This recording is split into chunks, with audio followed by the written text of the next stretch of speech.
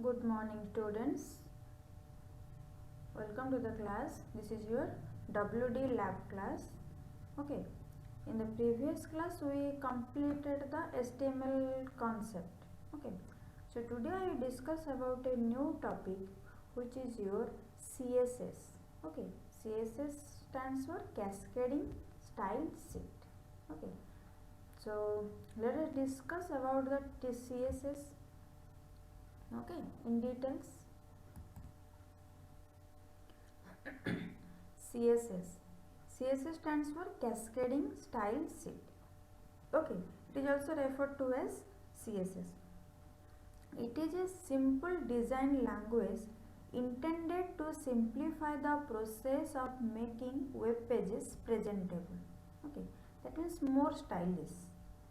CSS handles the look and feel part of a web page. Using CSS, you can control the color of the text, style of font, spacing between paragraphs, how columns are sized and laid out, what background images or colors are used, layout design, variations in display for different devices and screen sizes, as well as a variety of other effects. Okay, that means in simple words we can also say that CSS is used for creating a different types of style effect in your web page. Okay, CSS is easy to learn and understand, but it provides powerful control over the presentation of an HTML document. Most commonly, CSS is combined with the markup languages HTML or XHTML. XHTML means extended hypertext markup language. Okay. Next is including CSS in document. CSS is included in HTML document in three different ways. One is your inline style, second one is your embedded style, third one is your external style sheet. Okay. Inline style means using the style attribute in the HTML start tag. That means in the start tag we use the style attributes. This one is your inline style. Embedded style means using the style element in the header section of a document. In the header section we use the style tag and in header tag and header section and define the different types of style. Okay. And next one is our external style sheet. That means it is used the link element pointing to an external CSS file. That means the CSS file style file is another document and we link that file in other documents. Okay. So let us discuss one by one in detail. Inline styles. Inline styles are used to apply the unique style rules to an element by putting the CSS rule directly into the start tag. It can be attached to an element using the style attribute. The style attribute includes a series of CSS property and value pairs. Each property value or pair is property value pair is separated by a semicolon. Just as you would write into an embedded or external style sheet, but it needs to be all in one. It is no line break after the semicolon. Okay. For example, here h1 style equals to color column symbol red. Then another style here we fix the here we create column symbol red. Then we put a semicolon. After that we write font size column symbol 30 pixel. So in this way more than style also we used, but that styles are separated with a semicolon. Using the inline styles are generally considered as a bad practice. As style rules are embedded directly inside the HTML tag, it causes the presentation to become mixed with the content of the document, which makes the code hard to maintain and negates the purpose of CSS. We use the style tag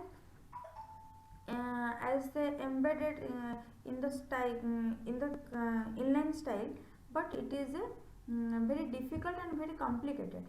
okay, and mixed up with the document. Okay, so for this we use the embedded style sheet. Embedded or internal style sheet only affect the document they are embedded in.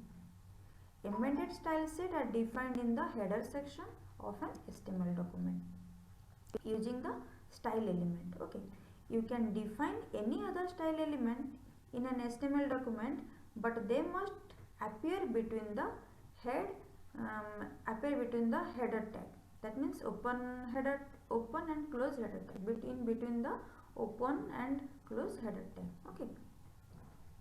For example, here also one example is there. HTML head is open, title is written here. Then we write the style body, background color equal to yellow green. Then paragraph color equal to also one color is there. This is your hexadecimal value. Then style is closed, head is closed. Then we write the body tag here.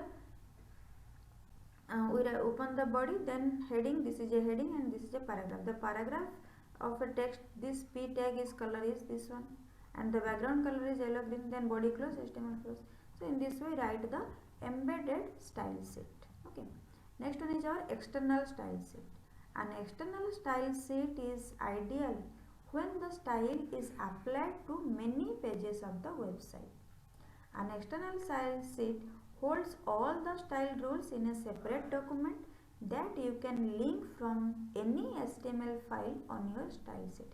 That means the styles are written in a different document, and the document you can link in more than one HTML file. Okay. External style sheet are most flexible because with an external style sheet you can change the look of an entire website by changing just one file. You can attach external style sheet in two ways. One is for linking, another one is for importing. So how we attach the style sheet in using linking? Before linking, we need to create style sheet first. Let's open your favorite coder editor and create a new file. Now type the CSS code inside the file and save the file as style.css. So like this, in this way we can write this and save this in a style.css. After that we can link that file in the HTML document. So here we link HTML starts, then head, then title equal to my HTML document, then link. Here link relative means which file we relate.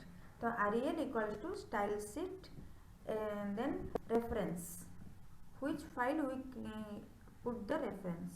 That means href equals to css slash style.css. That means where the file is stored, the path is written here, css slash style.css. Okay, then head close, body close. Then we write anything in your body part, the whatever it will write in the style.css file, whatever style is written here, the styles are effect in our documents, whatever written we in the body parts. Okay, so this one, there is your different types of styles including in HTML document, different formats. Okay, next we discuss about the understanding the CSS syntax. A CSS style sheet consists of a set of rules that are interpreted by the web browser and then applied to the corresponding element such as paragraph, heading, table, list, anything. Okay, in the document. A CSS rules have two main parts. One is a selector and another one is a declaration. Okay. So here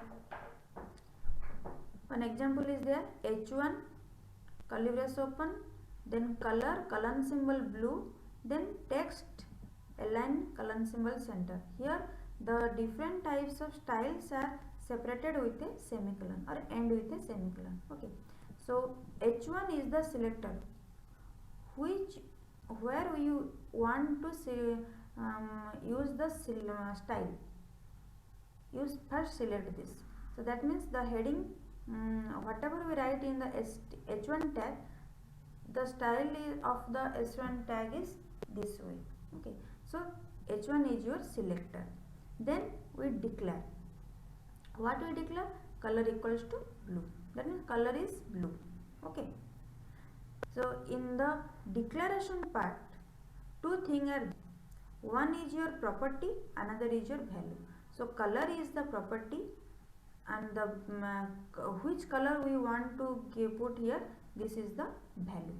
Okay, so here also text align is the property and center is the value.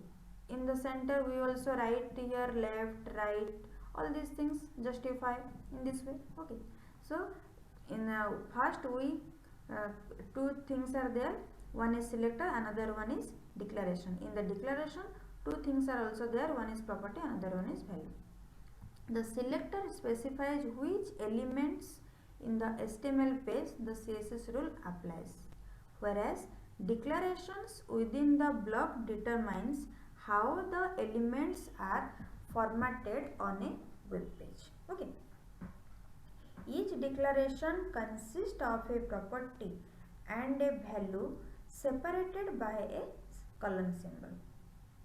Each property and value separated with a colon symbol and ending with a semicolon. And the declaration groups are surrounded by curly braces. Okay. These things are important. All of you remember this. Okay. The property in the style attribute you want to change, they could be font, color, background, etc. Okay, that means here the properties are the can be font, can be a color, can be a background, all these things.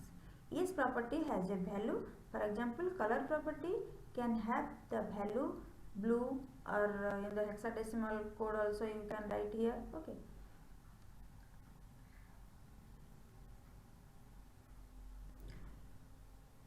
If we want to the declaration in each line, then we can write color in this way. Here it will display in one line, but here if we declaration in each line, then H1 curly brace open, then color blue semicolon, then in the next line text line semicolon. If we want to background, then here also we write the background. All these things, different types of option is there. Okay. In the above example, H1 is a selector, color and text are the CSS properties, blue and center are the values of these properties. Okay, and CSS declaration always end with a semicolon.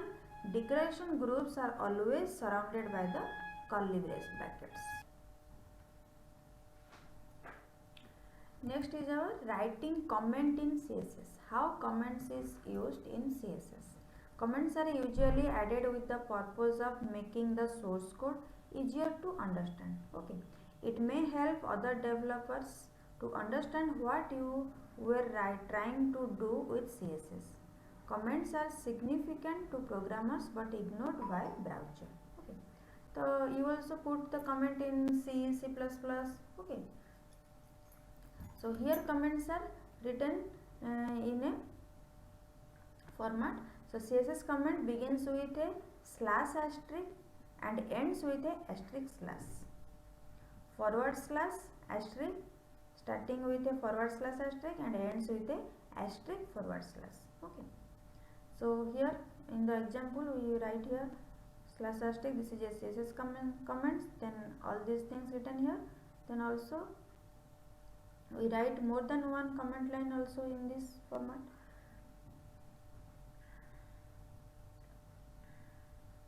But comment lines are not shown in the web browser. Next one is our case sensitive in CSS. Okay. Case sensitive in CSS. CSS property names and many values are not case sensitive, whereas CSS selectors are usually case sensitive. The class selector main content is not same as the main content. That means if we write all the things in the small letter, then we write only in the small letter.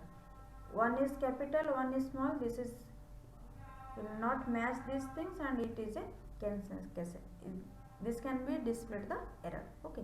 Therefore, to be on Safari side, you should assume that all components of CSS rules are case sensitive. Okay.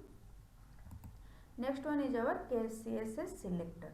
A CSS selector is a pattern to match the element on a web page. The style rules associated with that selector will be applied to the element that match the selector pattern. Selectors are one of the most important aspects of the CSS, as they allow you to target specific elements on your web page in various ways so that they can be styled. Several types of selectors are available in CSS. Let us discuss one by one. First one is your universal selector. The universal selector, denoted by an asterisk, matches every single element on the page. The universal selector may be omitted if other conditions exist on the element. This selector is often used to remove the default margin or padding from the elements for quick testing purpose. Okay. So here we write the asterisk, then we open the brackets, curly brace, then margin equal to 0, pad equal to 0, then close. The style rule inside the asterisk selector will be applied to every element in the document. If we not mention here any selector, then and we write the asterisk, then these things also, whatever we write in the asterisk selector or universal selector, this will apply in all the elements of the document. Okay. But in previous one, we write the H1 or P or body in this way. So, but here we don't mention anything. So, for this, in the universal selector, we only mainly set the margin, this type things also. Okay. Next one is our element type selector. Element type selector. An element type selector matches all instances of the element in the document with the corresponding element type name. Okay. That means here we write the element type. So here in this example we write the P color equal to blue. That means paragraph color equals to blue. The style rule inside a P selector will be applied on every P element in the document and color it blue, regardlessly of their position in the document tree. Okay. So next one is our CSS color. The color property defines the text color of an element. Okay. Mainly foreground color, not background color. Color means foreground color, it will define the foreground color. If we define the background color, then we specify the background color. Okay. For instance, the color property specifies the body selector defines the default text color of the whole page. That means body color equals to this one in a hexadecimal value. So it defines the color, that means text color. Okay. Defining color values, CSS specify the three formats. One is a color keyword, which is directly we write the color names, okay, red, green, blue, etc. And another one is a hex value, that means hexadecimal value.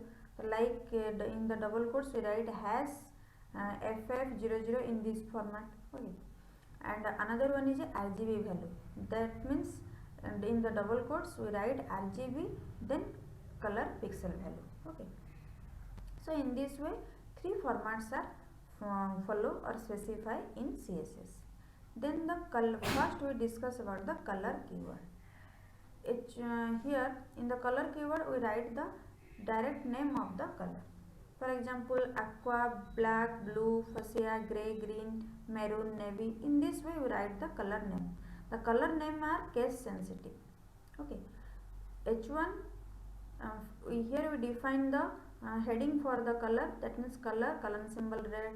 For the paragraph we set the color equal to color symbol purple. Okay, so in this way color keywords are right here. And if we write in a hexadecimal format, then the hexadecimal format is by far the most commonly used method for defining color in the web. Or in hex represents the color by using a 6-digit code. Always hexadecimal format is a 6-digit code preceded by a hash character. That means here we write hash RRGGBB, that means red, green, blue, in which RRGG and BB represents the red, green, blue component of the color respectively. Okay. The value of each component can vary from 0. 0 means no color, F means full color. That means in the 6-digit code, if we represent first 2's are for red, second 2 letters are for the green, third 2 letters are for the blue. If we write here all the FF means it will full color. That means red, green and blue. 3 colors are in full. That means it represents white color. Okay, if we write here all the zeros, that means for red also we write 0 0, for green also we write 0 0, for blue also we write 0 0, then it represents the black color. If we mix F and 0, then if we write suppose FF 0 0 FF, that means FF first 2 FF means for the red, then 0 0 means 2 0 means for the green we write 0, for the blue we write FF. That means here it will display a color which mix red and blue. Okay. So in this way we write the color code for using hexadecimal value. Okay. Next we explain about the RGB color values. Color can be defined in the RGB model red, green and blue using RGB functional notation. Okay. RGB function accepts 3 separated values which specify the amount of red, green and blue components of the color.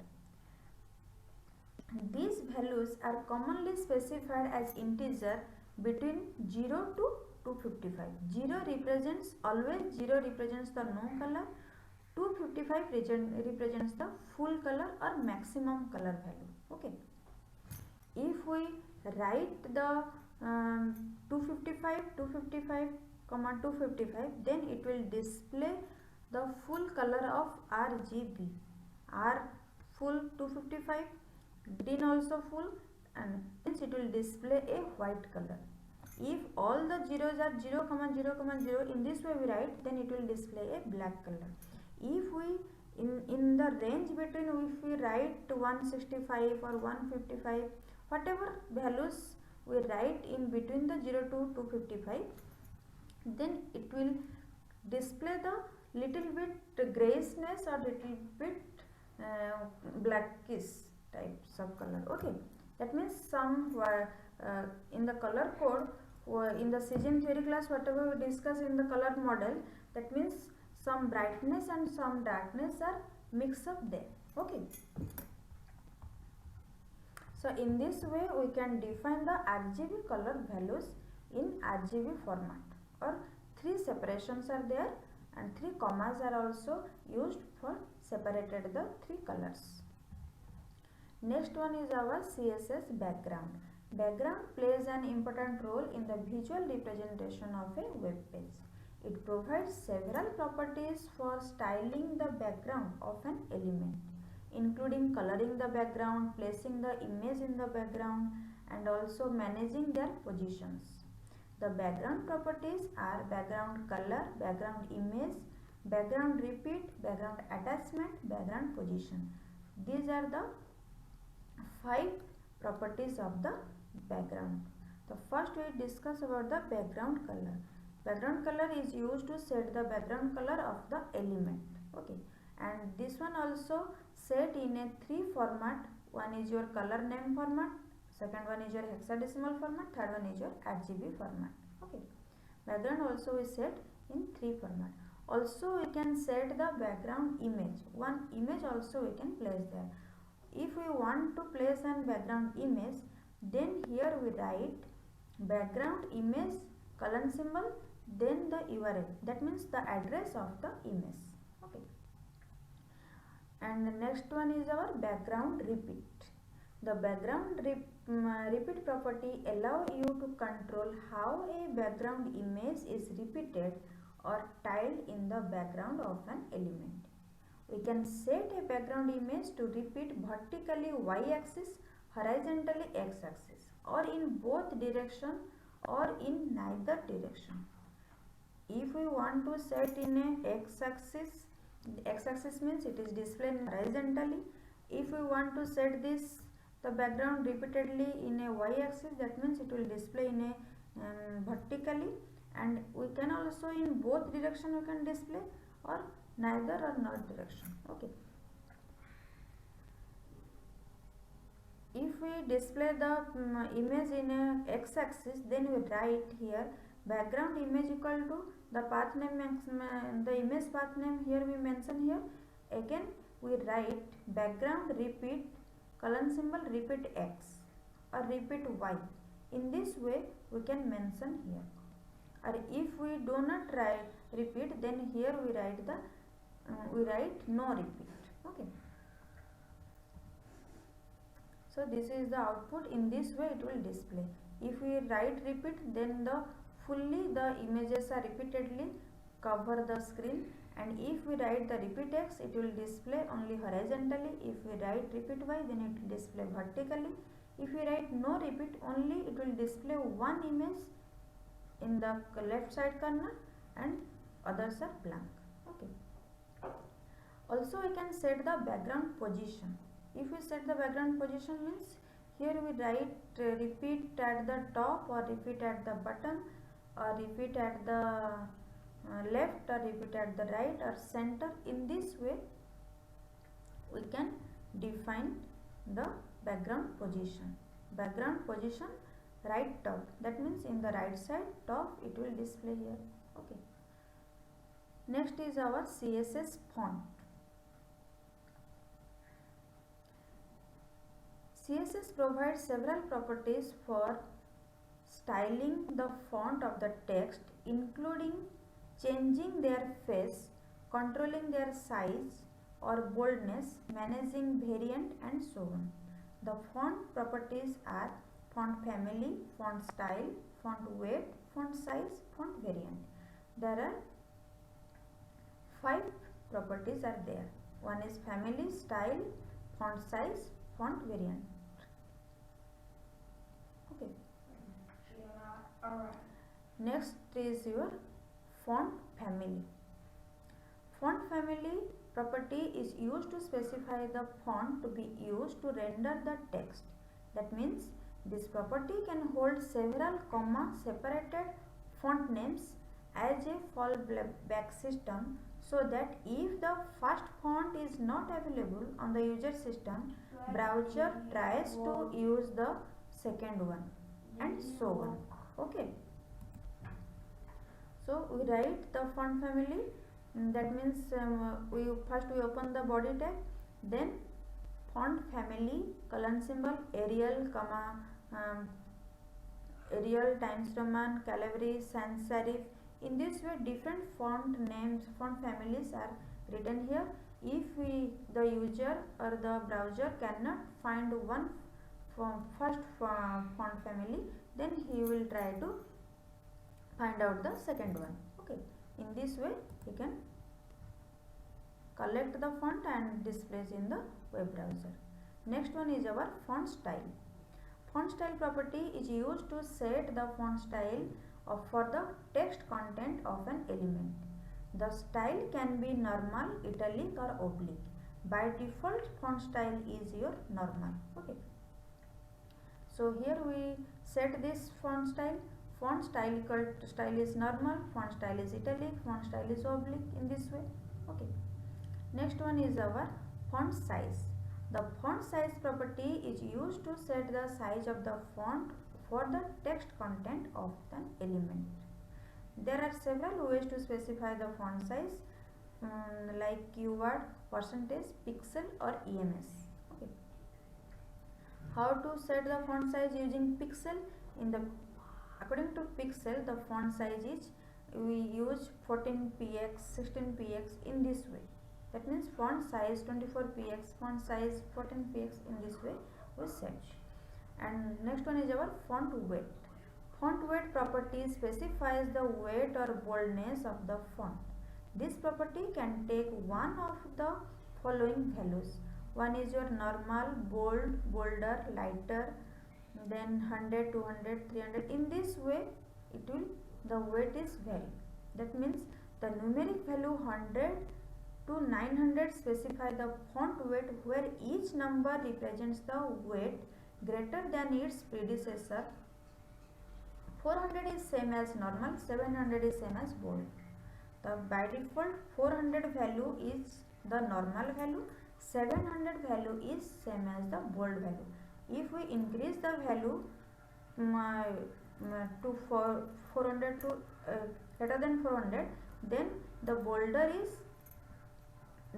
of the boulder is more brighter. Okay, and if we decrease the value or less than 400, then it is lighter.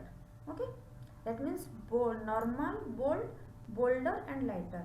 If we less than 400, it is lighter, and greater than 700 it is bolder, and the exact 700 means it is bold, and exact 400 means it is normal. Okay, next one is our font variant. Font variant property allows the text to be displayed in a special small caps variation. Small caps or small capital letter are slightly different to normal capital letters, in which lowercase letter appear as smaller version of the corresponding uppercase letter. For example, font variant equal to small caps. The value normal removes the small caps from the text which is already formatted that way. Okay, so that much in this class. In the next class we will discuss another thing of CSS. Thank you.